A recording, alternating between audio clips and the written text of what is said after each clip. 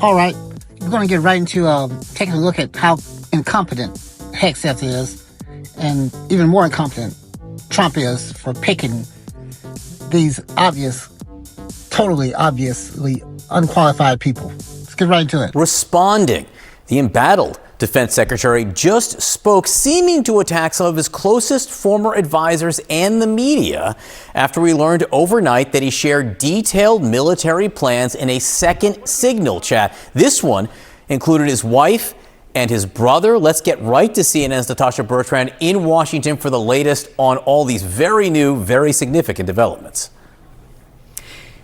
Good morning, John. Yes, we confirmed last night that Secretary Hegseth did have a second Signal chat that included his brother, his wife, and his lawyer, in which he disclosed sensitive details about U.S. military operations against the Houthis in Yemen. This was around the same time as that first Signal chat that was disclosed last month, when the editor of The Atlantic was accidentally included in a Signal chat that Hegseth had with other cabinet officials. This, of course, is different. It was on his personal phone, and we are told that this was a group chat that was set up as part of his confirmation process so he could kind of strategize with his closest allies. But he continued using that chat, we are told, after he was confirmed as Secretary of Defense, and ultimately he did end up sharing information about military plans with the people on that chat, many of whom, including his wife, did not have an obvious need to know about these military operations. Now, Hegseth did issue his first public comments about this just a few minutes ago from the White House at the Easter egg roll.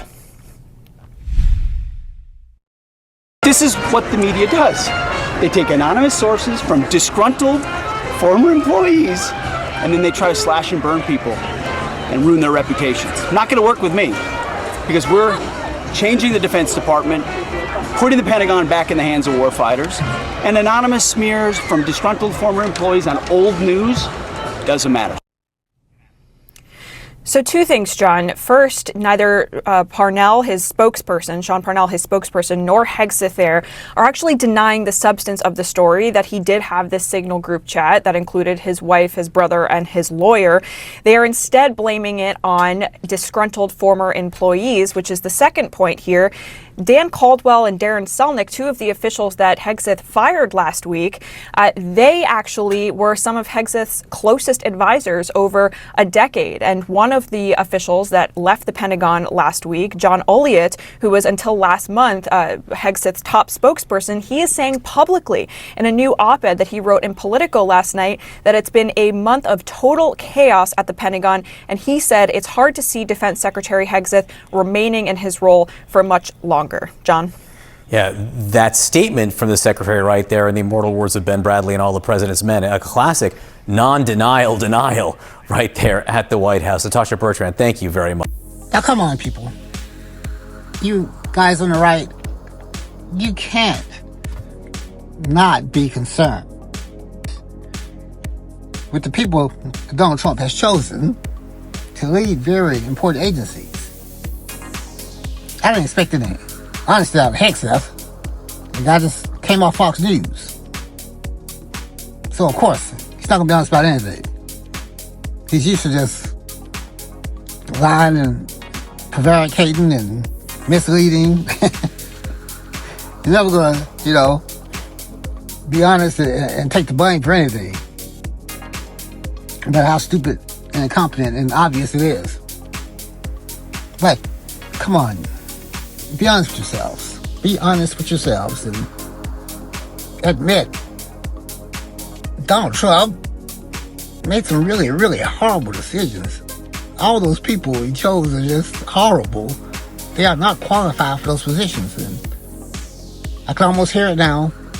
All you Trump supporters are going to be like, yeah, hey, he's breaking the vault. Something more stupid than that. Yeah, he's cleaning the swamp. That's what they need to do. Ask yourself, at what cost of this cleaning the swamp that you think needs to happen, does it put your security of everybody in America at risk? Come on. At what cost? If you need your Social Security check and there's no one you can talk to, it's pretty important. What about your IRS refund? You gotta consider all these things. I mean, how do you not consider these things? I could go on, but I want people on the right to start thinking about, how dangerous it can really be when you fire people from the CIA and the FBI who may be working on really important things that protect us. That's all I got for today. Thanks.